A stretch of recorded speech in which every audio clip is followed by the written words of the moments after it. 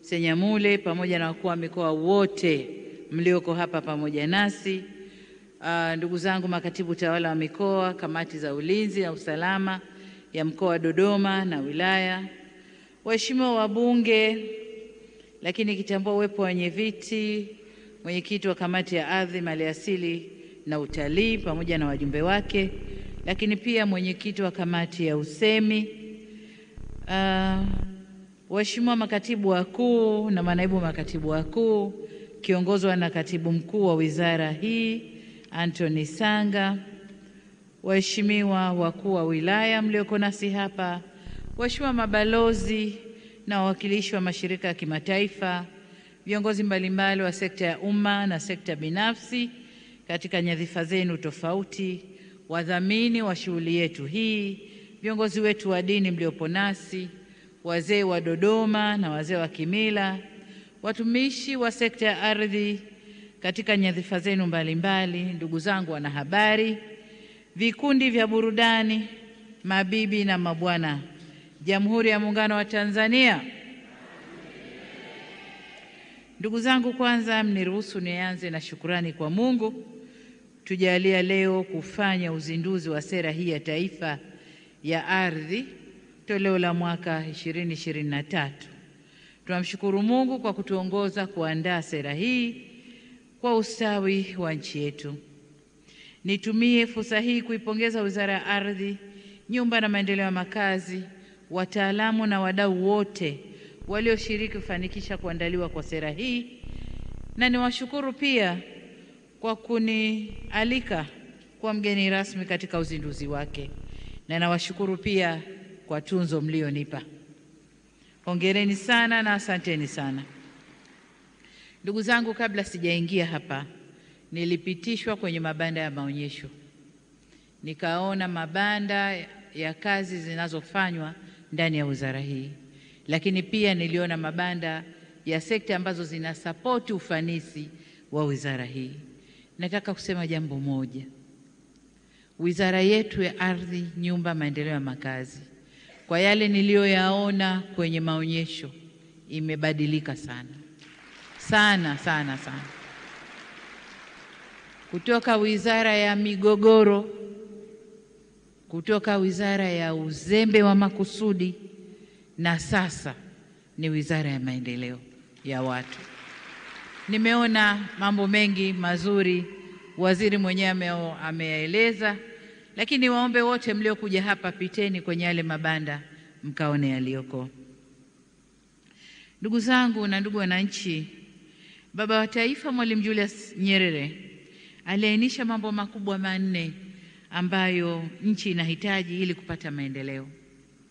Kati ya mambo hayo matatu yalimhusu mwanadamu mmoja mmoja, ambayo ni watu sisi wote, lakini pia siasa safi ambayo mwanadamu kiongozi ukipewa nafasi lazima uoneshe, pamoja na uongozi bora. Jambo la nne lilihusu rasilimali tuliopewa na Mwenyezi Mungu, yani ardhi. Kwa kutambua umuhimu wa ardhi kwa maendeleo ya nchi, serikali toka wakati huo iliweka msingi madhubuti wa sera yetu ya ardhi, yani ardhi yote ya Tanzania kuwa ni mali ya umma na rais ni mdhamini kwa niaba ya wananchi. Huo ndio msingi mkubwa ambao tuliekewa kuhusu ardhi ya Tanzania. Kwa niaba ya wananchi, msingi huo wenye jicho la kuona mbele uliepusha ardhi yote kumilikiwa na watu wachache, pengine kutoka nje, na aliwahakikishia Watanzania wote kwamba haki ya umiliki wa ardhi ni yao wenyewe kama Watanzania. Na Mwalimu alisema, na naomba kukoti, na naona quotation pale ya mwaka 1958 inasema, tukiruhusu ardhi iuzwe kama kanzu, katika muda mchache kutakuwa na kundi dogo la Waafrika wakiwa na ardhi na walio wengi watakuwa watwana, yani hawana ardhi na hawana msingi wa maendeleo. Kwa maana hiyo itakuwa ni watwana, watumishi wa watu wengine. Kwa hili Mwalimu aliliepuka, na tunashukuru kwamba kipindi chote, awamu zote wamekuwa wakiliangalia hili. Huu ndio ulikuwa mwongozo wetu mkubwa. Aidha, sekta ya ardhi imekuwa nyenzo ya kuwezesha shughuli zingine za uzalishaji mali kama vile kilimo, ufugaji, utalii, viwanda, biashara, miundombinu, madini na mambo mengine yote. Hivyo hata tunapoenda mbele, ardhi itaendelea kuwa msingi mkuu wa maendeleo ya taifa letu. Ndugu zangu, tangu sera ya ardhi ilipotungwa mwaka 1995, kila awamu ya uongozi wa nchi yetu imekuwa na mchango wake kwenye utekelezaji wa sera hiyo. Mengi yameelezwa na Mheshimiwa Waziri, naomba nami mniruhusu nieleze kwa kifupi yale yaliyochangiwa na awamu hii ya 6. Kwa kutambua umuhimu wa changamoto zinazoikabili sekta ya ardhi, serikali ilifanya uamuzi wa kuongeza bajeti ya Wizara ya Ardhi, Nyumba na Maendeleo ya Makazi toka shilingi bilioni 133.6 mwaka 2021 hadi shilingi bilioni 171.4 mwaka huu wa fedha. Kiasi hicho cha fedha kilituwezesha kufanya mambo mengi ndani ya kipindi kifupi. Kwa mfano, kwa mwaka 2021 hadi 2025 tuliimarisha usalama wa miliki za ardhi kwa kusajili jumla ya hati miliki 355,625, kupima viwanja 1,545,739, mashamba makubwa 12,626 na kupima mipaka ya vijiji 449, na aidha kwa madhumuni ya kupunguza migogoro baina ya wafugaji na watumiaji wengine wa ardhi, zilitengwa zaidi ya hekta 474,000 za malisho na hivyo kufanya jumla ya hekta milioni 3.6 kwa ajili ya malisho ya mifugo. Vile vile, kwa mara ya kwanza tangu tupate uhuru, Tanzania tulifanya sensa ya majengo iliyofanyika sambamba na sekta ya watu na makazi ya mwaka 2022 ambayo imetusaidia sana katika kuandaa sera hii, lakini pia kwenye mipango na miradi mbalimbali ya maendeleo ya kijamii na kiuchumi katika ngazi mbalimbali za utawala nchini. Kwa upande mwingine, serikali imeiwezesha sekta ya ardhi kupata dola za Kimarekani milioni 114, ambapo dola milioni 49 zilitoka Benki ya Dunia kwa ajili ya kutekeleza mradi wa kuimarisha usalama wa milki za ardhi, na dola za Kimarekani 65 zilitoka Jamhuri ya Korea kwa ajili ya mradi wa kuimarisha miundombinu ya upimaji na ramani. Miradi hii italeta na imeanza kuleta mabadiliko makubwa kwenye sekta ya ardhi, hususan katika maeneo ya upangaji wa miji na vijijini, upimaji ardhi na utoaji wa haki za ardhi.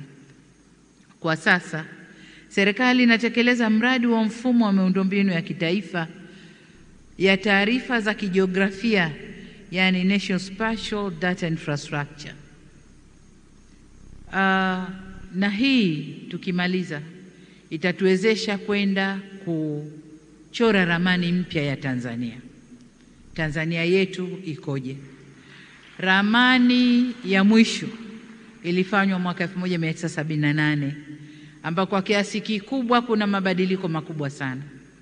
Hata ukichukua majiji tu, jiji la Dar es Salaam 78 na leo ni mambo tofauti. Kwa tunakwenda kurusha ndege, droni na mambo yote, kuisoma nchi yetu yote, Jamhuri ya Muungano wa Tanzania, na kuchora ramani mpya. Mfumo huu utakuwa na faida kubwa mbili. Kwanza, utatuwezesha kutengeneza mipango yetu kidigitali, ikiwemo mipango ya matumizi ya ardhi na miradi ya kisekta. Lakini pili, itaondoa migongano katika mipango ya matumizi ya ardhi kwa kuziwezesha taasisi za umma kupanga kwa pamoja. Sasa hivi ni kawaida kuona kwamba kwa mfano kuna eneo, kuna mradi unaendelea, mradi tu kumalizika inakuja sekta nyingine, wanataka kupitisha kitu eneo lile lile, na pale kuna mradi mpya ndo kwanza umejengwa, inabidi kubomoa kupitisha kingine, halafu mradi huu ujengwe tena upya au ufanywe marekebisho. Tutakapokuwa na taarifa hizi, wote tutapanga pamoja. Tunapokwenda kujenga barabara mpya, Sekta ya mawasiliano itasema sisi tunapitisha mkongo hapo, eneo la mkongo utapita. Wengine watasema tunapitisha nyaya za umeme, eneo la nyaya za umeme zitawekwa. Wengine wanasema tutapitisha jambo gani, bomba la maji, sehemu ya bomba la maji itapita. Lakini sasa hivi tunachofanya, barabara imejengwa mpya, basi unakuta wengine wanachimba pembeni, wanaweka mambo mengine, barabara siku mbili haipo.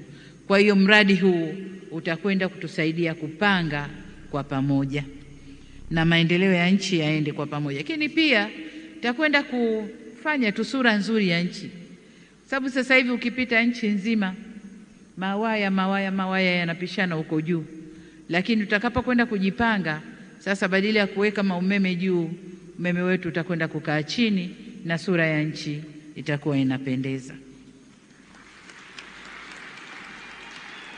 Sasa niseme kwamba tunapozindua sera hii iliyoboreshwa, nataka niwahakikishie kuwa misingi iliyowekwa kwenye sera ya ardhi ya mwaka 1995 haijabadilishwa, kwamba ardhi ni mali ya umma na rais ndio msimamizi kwa niaba ya, ndio mdhamini kwa niaba ya wananchi wote. Haki ya kumiliki ardhi na kutumia ardhi iliyopatikana ama kwa kumilikishwa au serikali au kimila itaendelea kuwa ndio mifumo pekee ya kumiliki ardhi. Na ninaposema kimila, kama alivyosema waziri, ile mila potofu tumeiondosha. Mila ya kwamba mwanamke hawezi kumiliki ardhi haipo. Lakini la kushangaza ni kwamba huyu mwanamke ndiyo anatoa jasho jingi kwenye ardhi, iwe kwenye kulima, iwe kwenye kufanya kazi yoyote. Mwanamke ndio anatoa jasho jingi kuitumikia ardhi, lakini inapokuja kumilikisha, mwanamke hamiliki ardhi. Hii ni mila potofu sana. Kwa hiyo nawashukuru wizara, mmefuata maelekezo yangu na hilo mmeliondosha.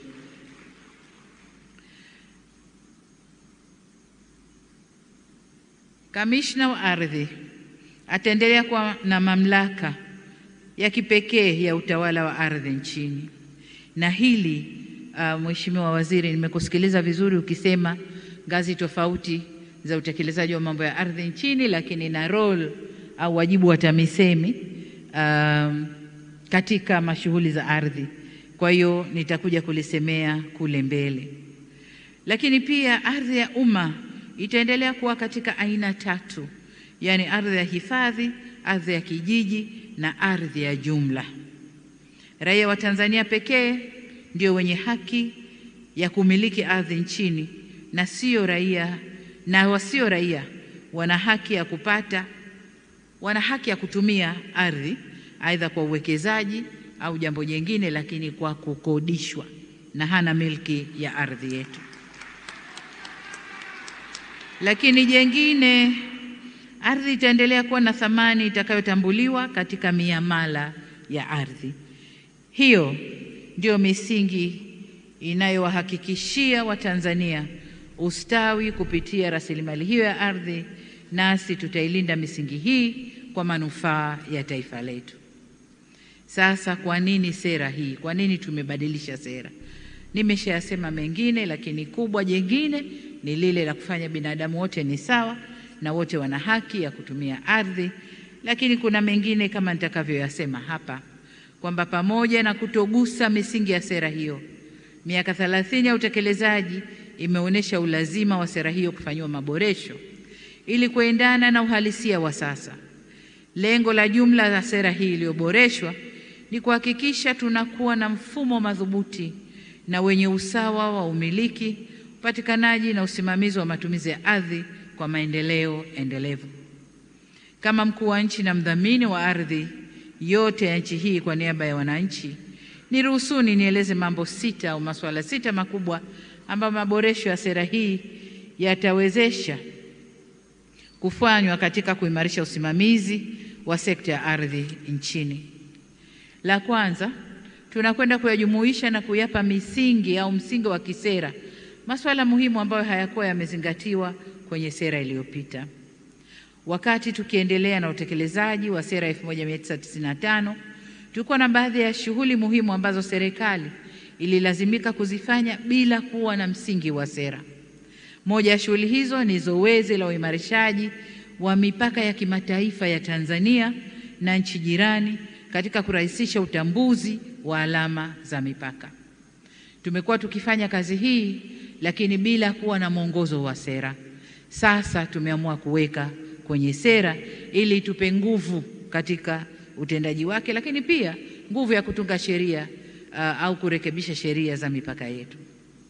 Zoezi hili linalotekeleza malengo ya Umoja wa Afrika ya kuimarisha ujirani mwema maeneo ya mpakani lilikuwa likifanyika kwa utashi wa kisiasa tu, na sasa tumeleka kwenye sera kwa kuweka bayana lengo la kuwa na mipaka kimataifa iliyoimarishwa na salama. Vile vile, kwa kutambua fursa zinazoendelea kuongezeka kwenye uchumi wa buluu, sera hii imebainisha haja ya kuweka utaratibu wa kisera wa kusimamia uchumi wa rasilimali zilizoko kwenye maji kwa kupima na kumilikisha ardhi katika maji ili rasilimali hii itumike kwa ufanisi na tija na kuleta manufaa endelevu. Hivyo tumejumuisha kwenye sera lengo la kuweka utaratibu wa upimaji wa ardhi katika maji. Kwenye hili nadhani huwa mnasikia mara tunabishana na huyu, ziwa limesogea huku, ziwa limerudi huku, mara tunabishana na huyu, mto umezidi huku, huu umezidi huku. Kwa hiyo tunakwenda sasa kupima. Tunajua ni changamoto. Kuna diplomasia ya kutosha lazima itumike ili kuelewana na majirani na tuweze kupima na tujue Tanzania tunakwenda mpaka wapi na kuviepusha vizazi vyetu vijavyo na migogoro ya ardhi na mipaka huko baadaye.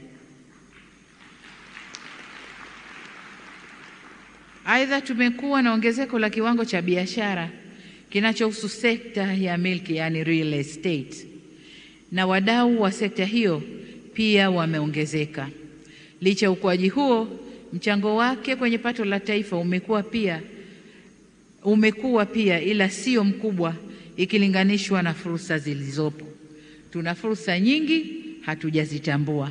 Sasa sera hii kwa miaka ijayo tunatarajia sekta ya milki itashuhudia ukuaji mkubwa sana. Hivyo tumejumuisha kwenye sera lengo la kuimarisha usimamizi wa soko la ardhi hapa nchini.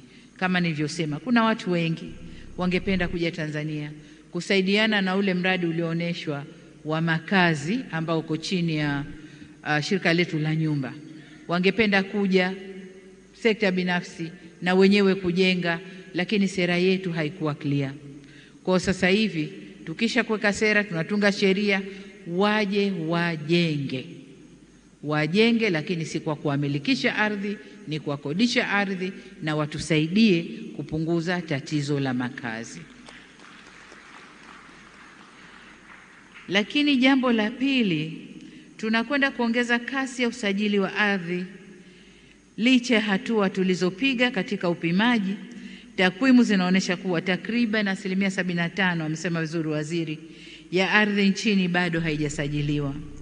Hali hii sio tu inachangia upotevu wa mapato, bali inaleta pia hali ya kutokuwa na usawa, kwani baadhi ya wamiliki wa ardhi wanalipia umiliki wa ardhi na wengine hawalipii.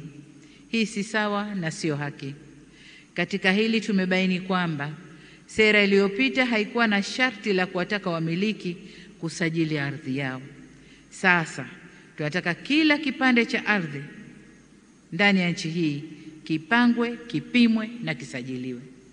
Kwa wale mliokuwa na vijumba vyenu kule ambako mabwana ardhi hawafiki mara kwa mara, sasa kila mmoja anakwenda kupimiwa, anasajiliwa, na kila mwaka ukizunguka ardhi ile ailipie kama sheria zinavyosema.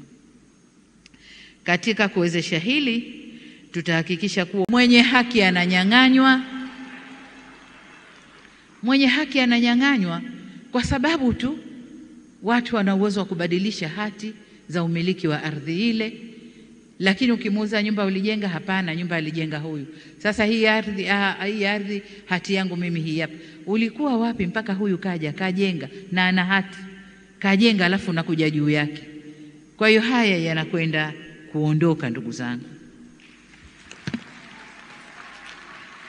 Jambo la tatu, tunakwenda kuimarisha uwezo wa utatuzi wa migogoro ya ardhi.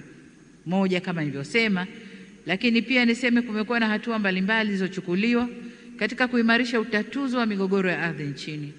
Miongoni mwa hatua hizo ni kuanzishwa kwa mabaraza ya ardhi katika ngazi za kijiji, kata na wilaya.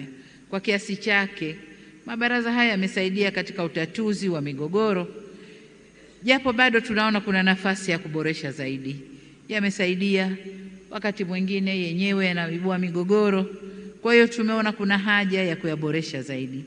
Hivyo kupitia sera hii tunakwenda kupitia upya mfumo wa mabaraza ya ardhi na kuimarisha mifumo ya udhibiti wa vyanzo vya migogoro ya ardhi. Tuna imani kuwa sera hii itatusaidia sana katika kukabili migogoro ya ardhi kwa kutumia tehama. Tukitumia tehama, hakuna tena ule uwezo wa kwenda kule kwenye library tuliooneshwa kwenda kutafuta faili moja moja, na ofisa akichoka amekwenda saa 7-8 mchana tayari kichwa kimeshabadilika, anapekua pekua haoni, anasema bwana hakuna miliki ya ardhi hii, anatoa hati kwa mtu mwingine. Hii inakwenda kuondoka, sababu ukiweka kwenye mtandao umeweka, na uzuri ni kwamba mitandao hii inasomana. Ukisha kuweka kwako ardhi, TRA atasoma, kule kwenye urithi sijui na vifo itasoma, kwenye NIDA itasoma, kila pahali itasoma. Sasa tumuone yule mwanamume shujaa wa kwenda kubadilisha hati za watu.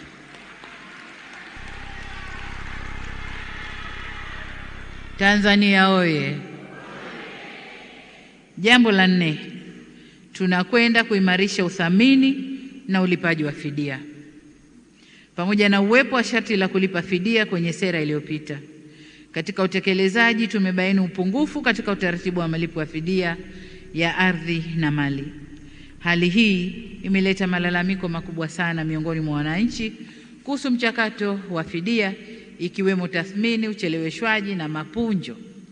Kupitia sera hii tutaimarisha mfuko wa fidia ya ardhi ili kurahisisha ulipaji wa fidia ya ardhi kwa haki, kwa wakati na thamani halisi. Tunapoimarisha mfuko huu, ni vizuri watumishi wanaoratibu suala la fidia wakabadilika. Mmefanya vya kutosha, sasa basi muende mkafanye kazi kwa weledi na kusimamia haki ili wananchi wapate fidia kwa wakati na kwa kiwango sahihi. Na vizuri, narudia tena, mambo haya tathmini na nini zitafanywa kiteknolojia, kwa hiyo haitakuwa rahisi kuweka udanganyifu huko ndani. Jambo la 5, tunakwenda kuimarisha uwekezaji katika uendelezaji wa ardhi. Kutokana na ongezeko la idadi ya watu, nchi yetu ina mahitaji makubwa ya makazi. Jitihada mbalimbali zimefanyika kupitia serikali, mtu mmoja, mashirika ya umma na sekta binafsi.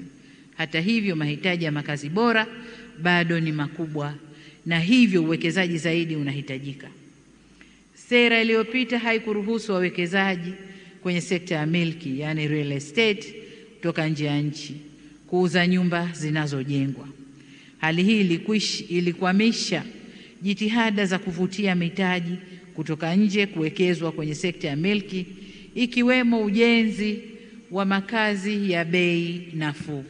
Na kwa maana hiyo ndio maana ilitulazimu serikali kupitia shirika la nyumba kubeba mzigo wote huu, kujenga nyumba kwa ajili ya watu, nyumba kubwa kama walivyoonesha, lakini ndogo ndogo kwa ajili ya makazi nafuu. Sera hii inakwenda kuvutia uwekezaji zaidi. Inaweka utaratibu wa kuwezesha waendelezaji milki, yani real estate, wa kigeni kuwekeza katika sekta ya nyumba na kuuza kwa wenye uhitaji, na hili ni soko kubwa. Lakini kule mwanzo nilisema nina neno hapa. Neno langu ni kwamba kwa kuwa Tanzania sasa tunafanya vizuri kwenye umeme, tunafanya vizuri kwenye maji, hata kule vijijini ni lazima sasa tuangalie matumizi mazuri ya ardhi kwa kutumia space, nyumba ziende juu. nyumba ziende juu ili tupate eneo kubwa na ardhi itumike vizuri zaidi. Huko nyuma hata mijini tulikuwa hatuwezi, kwa sababu nyumba zile zinataka lifti, nyumba zile zinataka maji ya kutosha kuweza kupanda mpaka juu. Tunavyokwenda kuweka maji, tunaboresha upatikanaji wa maji safi na salama, umeme kila pahali. Nadhani sasa mngekuwa na muono wa mbele zaidi, mnapopima vijijini mkaweka nyumba za juu. Tunapokwenda kwa wenzetu, mnaona kilomita zaidi ya 100-200 kuingia kwenye mji au miji mikubwa, tayari mnaona high rises, nyumba za kwenda juu, na huko ni vijijini. Kwa nadhani akina Kisarawe hapo, sijui Kibaha, wapi, nadhani sasa muwe na sera ya kuangalia, kwa sababu maji yapo, umeme upo, na kwa maana hiyo hatuna kizuizi cha kujenga nyumba za aina hiyo, hata kama kwa bei nafuu na wananchi wakapata kukaa. Lakini kuna maboresho mengine yanakuja tu. Kwa mfano, tunaposema nishati safi ya kupikia, hatutegemei nyumba zile mtu aende akapike na kuni. Kwa hiyo ukimpa nyumba ile moja kwa moja direct ataingia kwenye nishati safi ya kupikia. Kwa nadhani mngeona muono wa mbele mkajipanga vizuri zaidi. Lakini niseme tu kwamba maboresho ya sera hii yamezingatia hoja za muda mrefu za diaspora wa Tanzania. Wale wa Tanzania ambao wako nje na wenyewe walikuwa na hoja kadhaa kuhusu ardhi ya Tanzania, nao kuwa na haki ya kutumia ardhi ya kwao walikotoka. Hilo nalo kwenye sera hii limezingatiwa. Lakini la 6, tunakwenda kuimarisha utunzaji wa taarifa kwenye sekta ya ardhi. Tutafanya hivyo ili kuimarisha utendaji kazi na kuondoa mianya ya kukwamisha na kuchelewesha utoaji huduma kwa wananchi. Tutahakikisha utunzaji wa kumbukumbu mbalimbali za ardhi na utoaji wa huduma za ardhi unafanyika kidigitali kuanzia ngazi ya chini hadi juu kwenye taifa. Kupitia matumizi ya TEHAMA, tutaongeza uwazi na kuimarisha utendaji kazi. Vile vile, tutaimarisha uzalishaji, utunzaji na matumizi ya taarifa za kijiografia ndani ya serikali na baina ya serikali na wadau wengine. Baada ya kuainisha masuala makubwa yaliyokuja na maboresho kwenye sera hii, niruhusuni sasa nizungumze na wadau mbalimbali kuhusu nafasi zao katika utekelezaji wa sera hii, na nianze na Wizara ya Mama ya Ardhi, Nyumba na Maendeleo ya Makazi. Tunawategemea mtuongoze katika kutekeleza sera hii.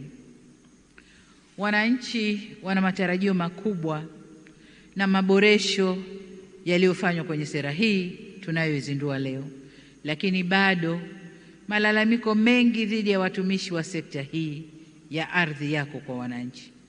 Ni lazima hatua kali zichukuliwe, Mheshimiwa Waziri na Mheshimiwa Katibu Mkuu. Ni lazima msimame na mwisimamie sekta hii. Tumesema ardhi ndio kila kitu. Ardhi ndio utajiri wa taifa letu. Ardhi ndio ustawi wa jamii ya Watanzania. Sasa unapokwenda kubinya haki kwenye ardhi, hili halieleweki. Lazima kuwe na hatua kali zichukuliwe kwa wote wanaorudisha nyuma utendaji wa wizara na wanaokwamisha utekelezaji wa sera hii. Tumewaahidi wananchi kuimarisha usimamizi wa sekta hii, ni lazima ahadi hii itimie. Lakini katika kuimarisha usimamizi, Mheshimiwa Waziri na management ya wizara, kuna jambo na nilikuwa nakusikiliza vizuri wakati unasema tunafanya katika ngazi hii, tunashikiana.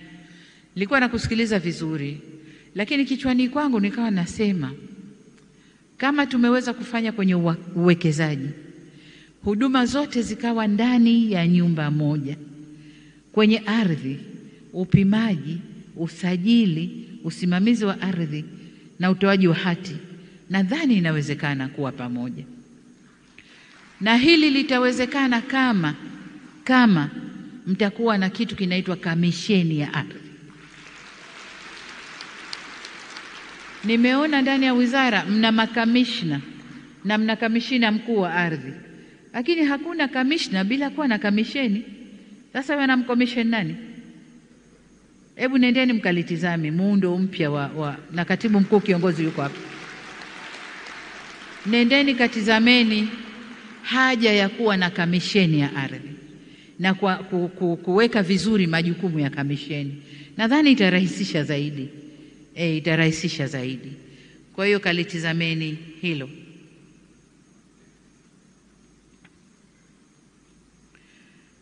Lakini jambo jingine,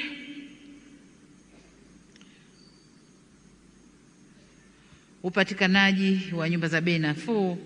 Nimeshasema kwamba tumefungua madirisha kadhaa ili upatikanaji uwe mkubwa wa nyumba za bei nafuu. Miji yetu Dar es Salaam kwa mfano, ukienda Posta, maeneo yote mpaka Kinondoni sasa hivi, lakini Kinondoni kule kama unaenda sijui wapi kule, kama unaenda huko Sayansi wapi, ukiingia kwa nyuma kidogo tu maeneo ya Mwananyamala, nyumba sizo. Sasa ukiruka juu unaona maghorofa mazuri sana yako pembeni kwa barabara, nyuma tu hapo Kwa hiyo ni maeneo ya kuyaangalia, na nimefurahi kwamba mtakuwa na ule mradi na mmesema wenyewe vizuri, mfano Msasani pale. Msasani Oysterbay hiyo hapo, Msasani hiyo hapo. Oysterbay nyumba zinaridhisha, Msasani ni bado squatter. Kwa hiyo kama mmepanga kuboresha Msasani ambao ni mradi mzuri, na nataka mkaufanye mradi huo bila kuleta malalamiko, wale mtakao wahamisha mnapobomoa muwe tayari mna nyumba za kuwaweka temporarily kwa muda. Mkibomoa na kumaliza kujenga mnawarudisha na mnawakabidhia. Kwa miji yetu sasa lazima iwe na sura hiyo.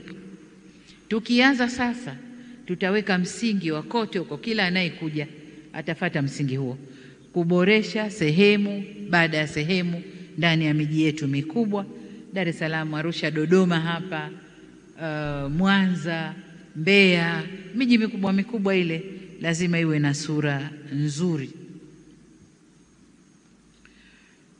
Kwa upande wa wizara nyingine hapa nizungumze na wizara ya kama mnavyojua suala la ardhi linahusu serikali nzima. Wizara nyingi zimo humo, zina mchango wake. Tunapozungumzia kilimo kishamiri, sijui tunaunda makundi ya BBT, tunaunda makundi gani, tunazungumzia ardhi. Kwa maana hiyo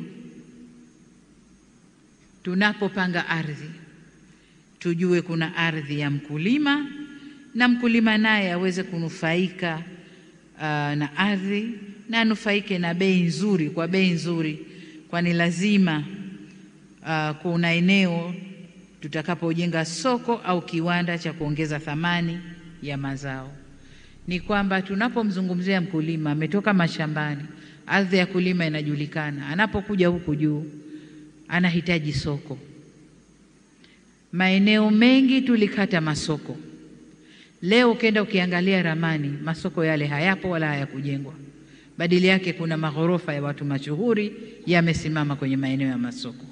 Waliotoa ni nani? Wale waliopanga ramani kwamba hapa kuwe na soko, wamegeuka, wamewapa wenye hela yao, wamejenga vitu vingine maeneo ya masoko. Kwa tunaposema mkulima apate bei nzuri, lazima kuwe na soko la kuuza mazao yake.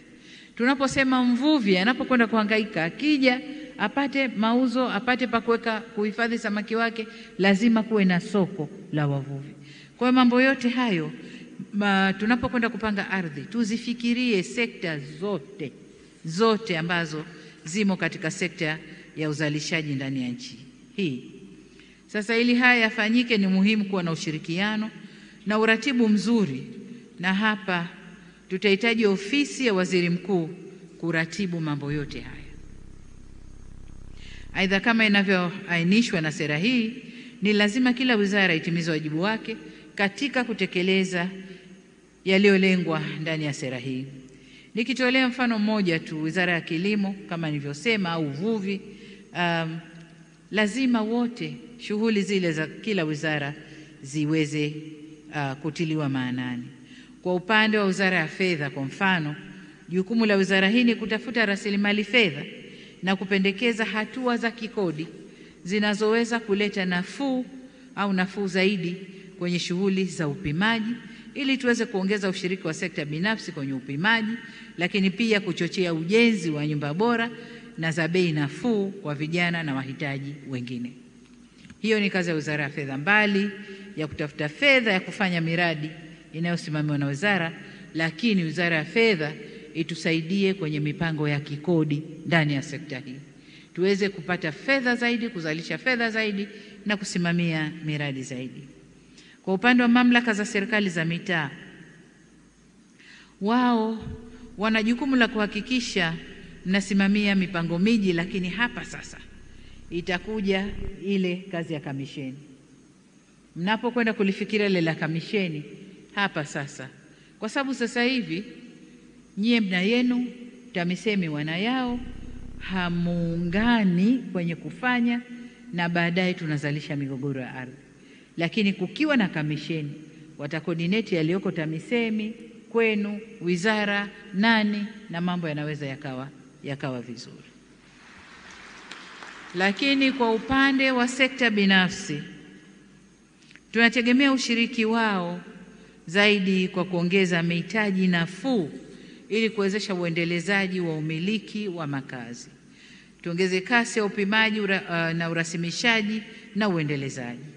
Vile vile tuongeze uwekezaji zaidi kwenye nyumba kama nilivyosema, na zaidi tunazungumza nyumba za bei nafuu. Tunayemlenga hapa ni kijana ambaye leo anaanza maisha, ambao wanaishia huko kwenye nyumba za kupanga chumba kimoja. Vijana wetu leo wana mambo chungu mzima, lakini akipita hivi shangazi anamtizama kwa huku, akipita hivi huyu anamtizama kwa huku, mara watu wakae nje wangoje huyu kijana kapita na nani, anamtoa saa ngapi.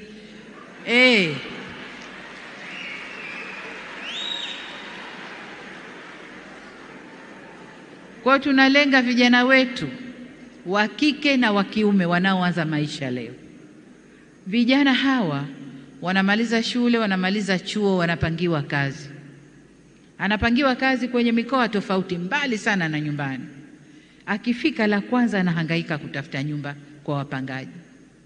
Anakutana na watu wa tabia tofauti. Anakutana na mambo mbalimbali. Sasa ili kumpa raha afanye kazi yake vizuri, ni vyema kule anakokwenda akute kuna nyumba inamsubiri, kazi yake kuomba, aambiwe nyumba yako hii, lipa kodi, hii hapa ni nyumba ya bei nafuu, unapata nyumba, unakaa na unajenga maisha yako vile unavyotaka mwenyewe. Kwa sera hii tunamwangalia kijana wa leo kwenda kwenye utu uzima kesho. Lakini tuna malalamiko makubwa tu ya walimu na watumishi wa afya.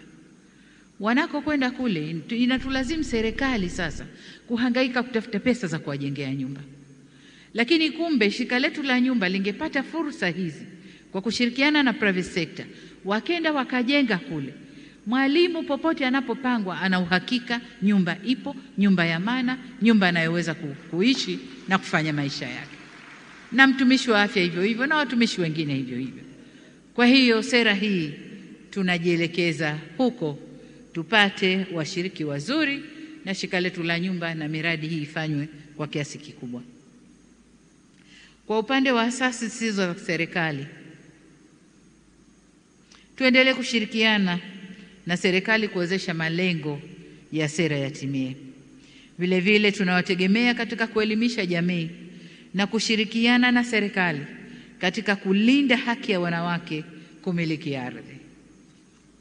Kwa wananchi wenzangu, sera hii inatuhusu sote, na kwa upande wetu yapo tunayotakiwa kuyaelewa na kuwa tayari kubadilika. Kwa mfano, utamaduni wetu wa kila mtu kujenga nyumba yake sio tu inasababisha ujenzi na ukuaji wa miji holela, na hivyo kuongeza gharama kwa serikali katika kusambaza huduma za jamii, bali pia inasababisha matumizi ya fedha nyingi na kutumia muda mwingi kwenye ujenzi. Kupitia sera hii tunatanua wigo wa ushiriki wa sekta binafsi, na hapo ndo kama yale ambayo nimeyasema hivi punde. Ni vizuri tuupokee utaratibu huu na kuuelewa ili kunufaika na nyumba za gharama nafuu, kurahisisha usambazaji wa huduma za jamii, lakini pia kutumia eneo dogo kwa ajili ya makazi na eneo kubwa kwa ajili ya shughuli za uzalishaji.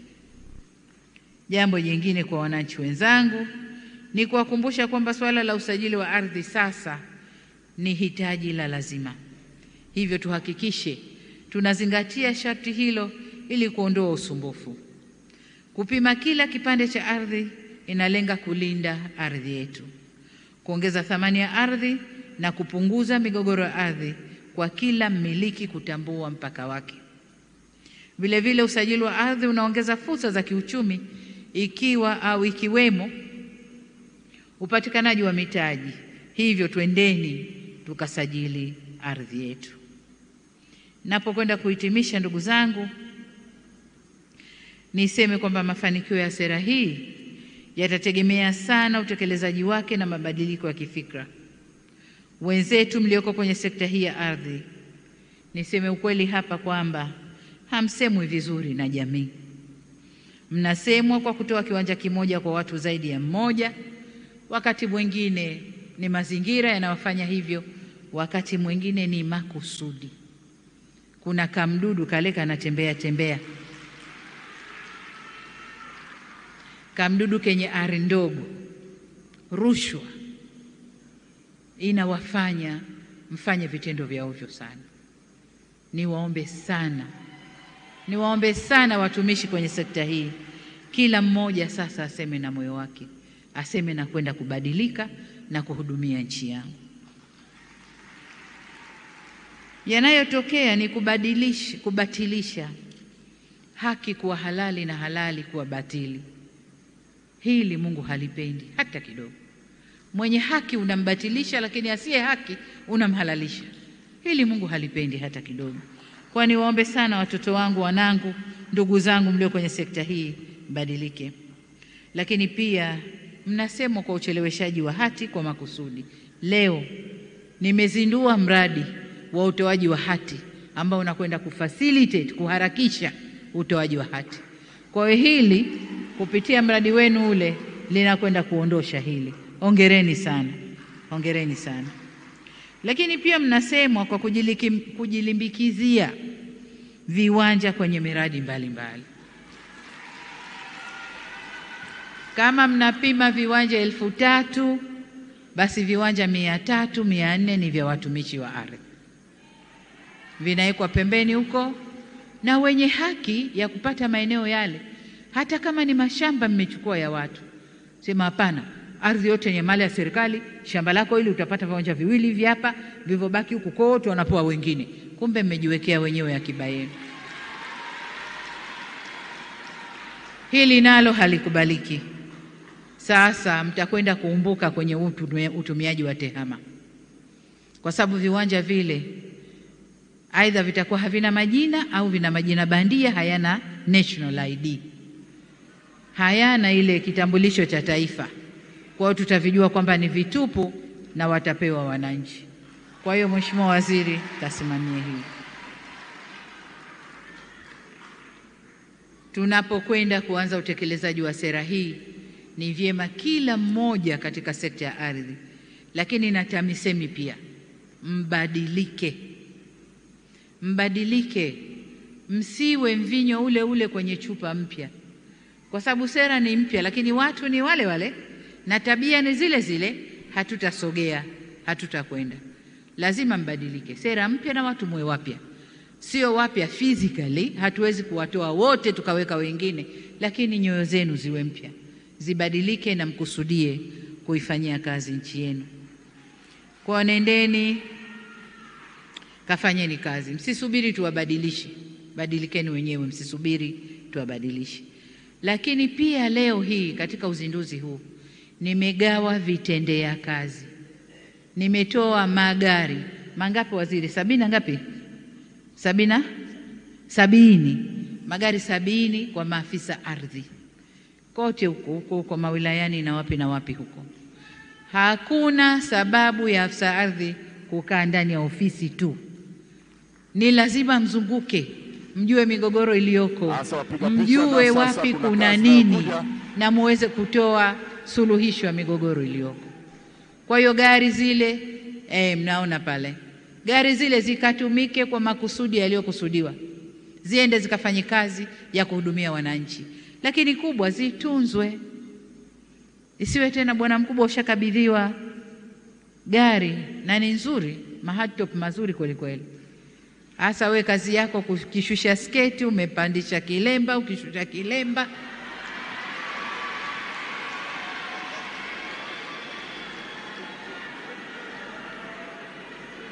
au bibi ardhi tena umeshapewa lile ligari, gari linakuwa si lako bali la mwenza. Yale magari ni ya kazi. Hatukatai kupandisha wenza wenu, lakini nje ya kazi. Magari yale yakafanye kazi iliyokusudiwa. Ndugu zangu, suala la ardhi ni suala linalogusa kila mtu na linagusa amani ya nchi yetu. Ardhi hii ni amani ya nchi yetu. Kupungua kwa migogoro ni kuendeleza amani ya nchi yetu. Kila mtu akijua kipande chake na ana hati yake na umiliki wake, ni kwamba nchi yetu ina amani. Ardhi hii imeshaulisha watu wengi sana, wafugaji na wakulima kuuana, mapanga, mishare, mikuki, ardhi. Majirani na majirani wanauana ardhi. Wilaya na wilaya, la kujistajabisha mpaka serikalini, wilaya na wilaya, kijiji na kijiji, migogoro ardhi. Tunakwenda wapi? Nchi aina gani? Migogoro hii ikakomeshwe.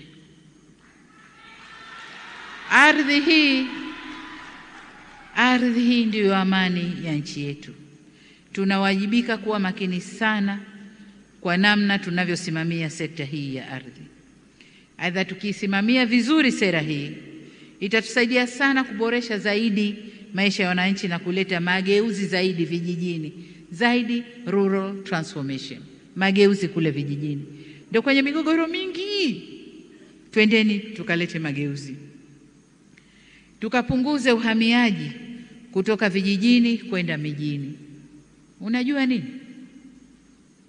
Wale wenzetu, mifano niloitoa kule nje, mtu yuko kijijini kabisa, nyumba yake ya ghorofa kubwa na flati yake yupo, ana umeme, ana maji, kuna maeneo ya biashara yamejengwa kijijini, kama ni supermarket haya, kama ni soko haya la kisasa liko kule, ana viwanja vya michezo. Na nimeona leo katika mradi ule wa shirika letu la nyumba, kuna nyumba zinajengwa, viwanja vya michezo, garden ziko juu ya ghorofa huko, watu wanakwenda kucheza. Sasa hayo tukiyaweka vijijini, tunapima eneo, viwanja vya michezo vinatengenezwa vizuri na kila kitu. Anachokiona mtu aliyeko Dar es Salaam ndicho anachokiona mtu aliyeko kule.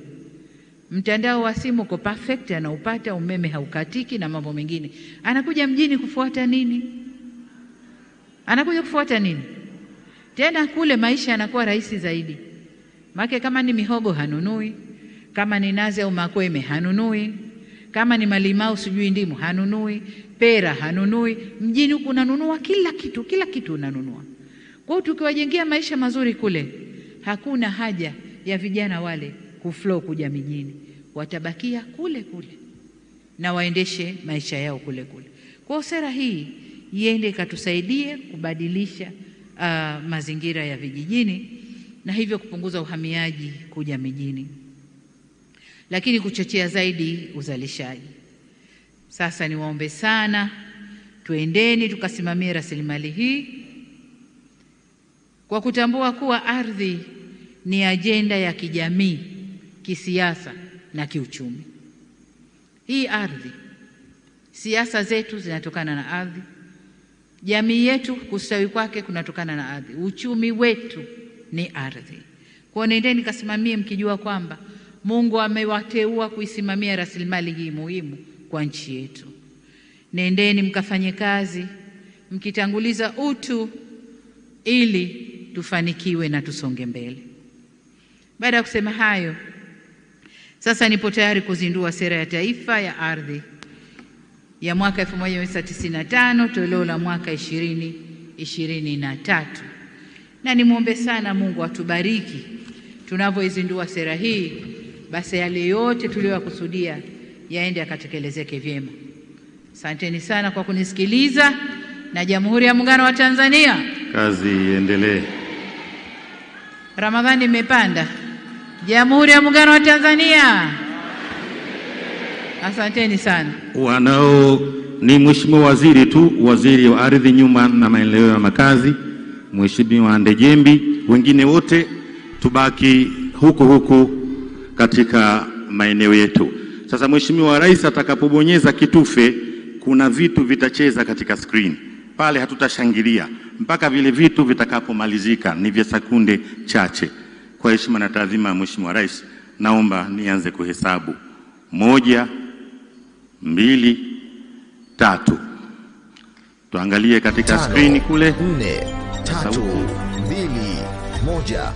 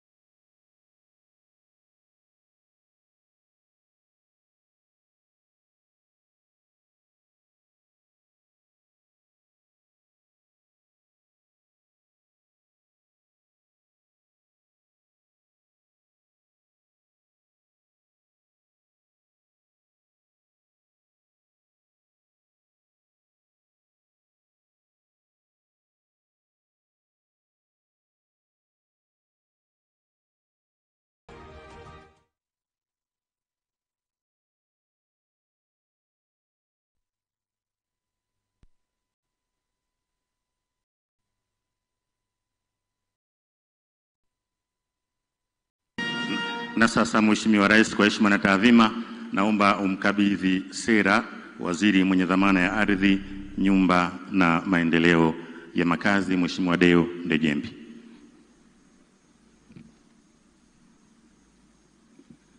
Naam, anakabidhiwa makofi mengi, brass band pia.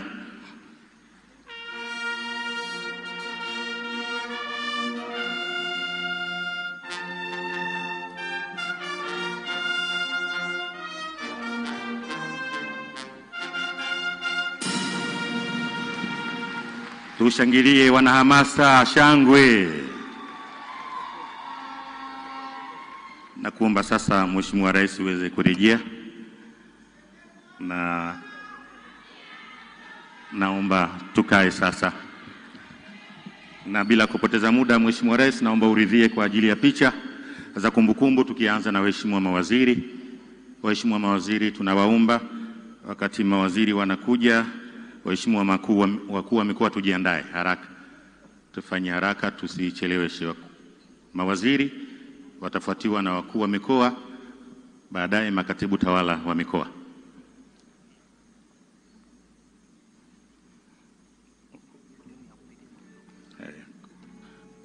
Wanaingilia kule mlikoona, watatokea huku. Waheshimiwa wakuu wa mikoa, naomba tuanze kusogea hapa.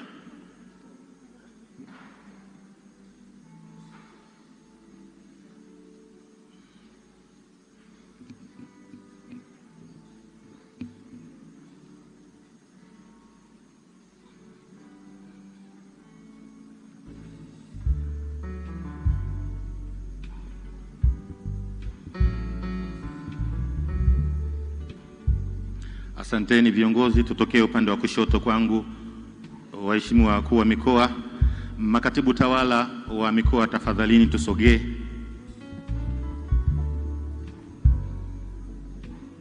Waheshimiwa marasi tusogee kwa picha inayofuata baada ya wakuu wa mikoa. Wakati huo huo, waheshimiwa wakuu wa wilaya tunajiandaa.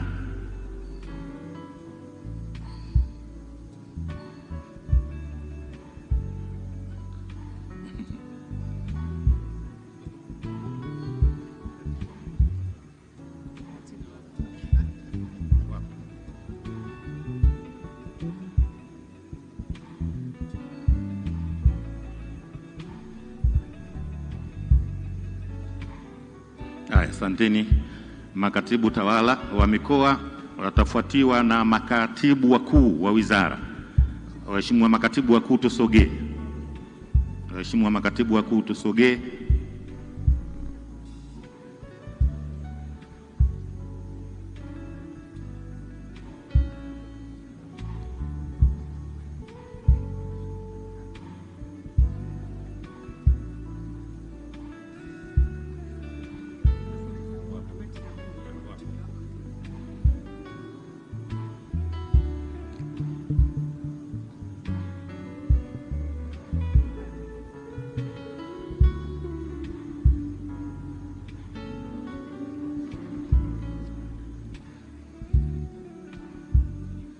Asanteni viongozi, makatibu wakuu, waheshimiwa karibuni.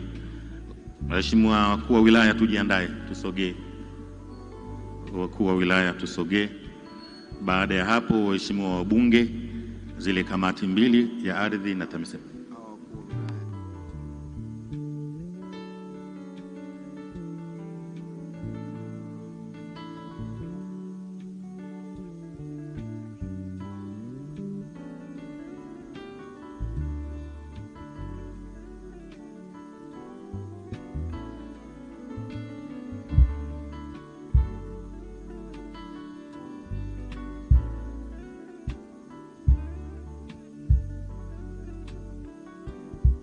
Miwili, wale wafupi kama